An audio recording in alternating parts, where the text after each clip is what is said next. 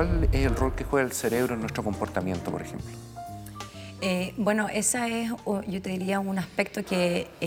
ha sido una gran pregunta por resolver en términos de poder conocer las bases biológicas o neurobiológicas de lo que nos hace a cada uno distinto, de cómo nos comportamos, de cómo enfrentamos la realidad diaria. De alguna manera, nuestra personalidad, uno podría, digamos, intuitivamente uno sabe que, por ejemplo, que hay ciertas personas que tienen más habilidades matemáticas, hay otras personas que son más artistas, y esos dos tipos de personalidades o de habilidades, de alguna manera uno podría pensar que tienen alguna base en qué tipo de conexiones tiene cada una de esas personas, por ejemplo. Pero no solo eso es lo que está codificado en nuestro cerebro, sino que además está codificado cómo yo me relaciono contigo, cómo yo soy capaz de identificar en la otra persona el sentimiento de miedo, de angustia, de alegría. Y para mí eso es un hallazgo muy relevante porque significa que así como yo puedo aprender eventualmente a desarrollar un problema matemático porque algún profesor me enseñó, digamos, cuáles son las reglas de las matemáticas, eventualmente significa que cómo nos relacionamos con el otro en términos de percibir al otro también es posible de educar. Porque de alguna manera lo que nosotros somos como personas, en nuestra personalidad y cómo enfrentamos al mundo, tiene que ver con que nos conectamos a través de nuestros 5 sentidos y que esos 5 sentidos integrados me revelan al otro en toda su dimensión. Y eso tiene una codificación en el sistema nervioso central que aún no hemos entendido bien cómo funciona todo, pero sí sabemos que hay una componente del sistema nervioso central de nuestro cerebro, conexiones específicas que están determinando cómo yo me enfrento al otro, cómo lo leo, lo escucho y cómo sociabilizo de alguna manera. Claro, y eso mismo, ¿cómo se conecta también en la función cerebral y en esta interacción que tú estás mencionando con, por ejemplo, el rol de las emociones y el cerebro? ¿Cómo se genera ese mecanismo? Yo diría que aún no está totalmente descubierto, pero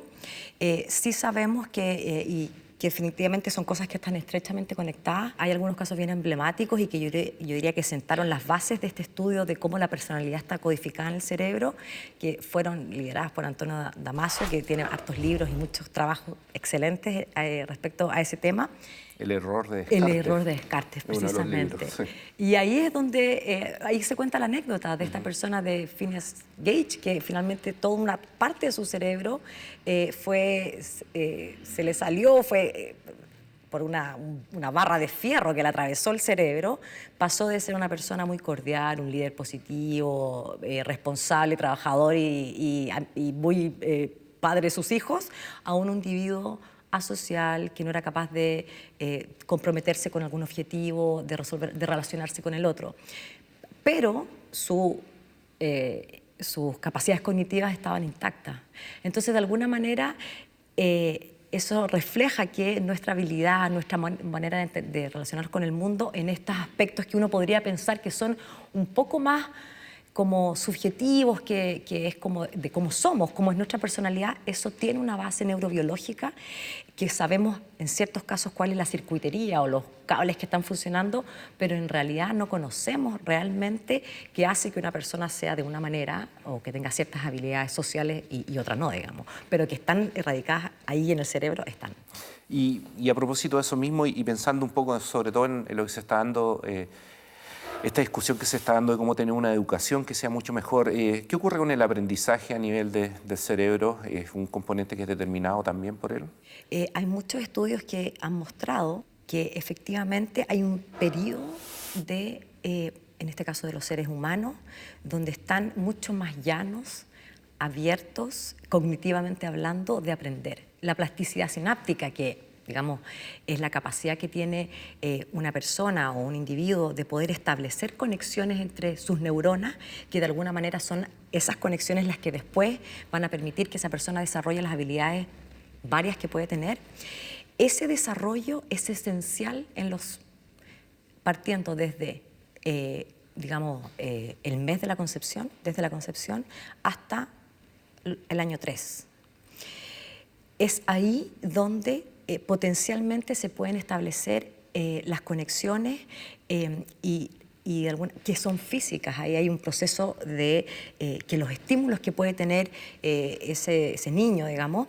son esenciales para que después, en el largo plazo, en toda su vida, sea capaz de desarrollar cualquier actividad. En términos sociales, eso significa que quizás tenemos que poner las miradas no solo quizás en hacer que la educación, qué sé yo, es importante la educación universitaria, pero creo que ahí también es importante mirar en otras etapas donde sabemos que el sistema nervioso está mucho más llano a aprender.